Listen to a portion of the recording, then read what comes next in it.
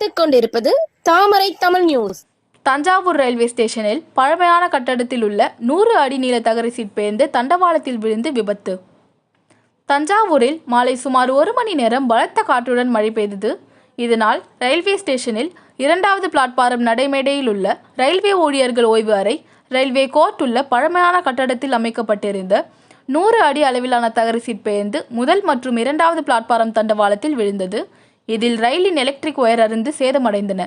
2வது தண்டவாளத்தில் ஏற்கனவே பராமரிப்பு பணிகள் நடைபெற்று வருவதால் ரயில் போக்குவரத்து பாதிப்பு ஏற்படவில்லை.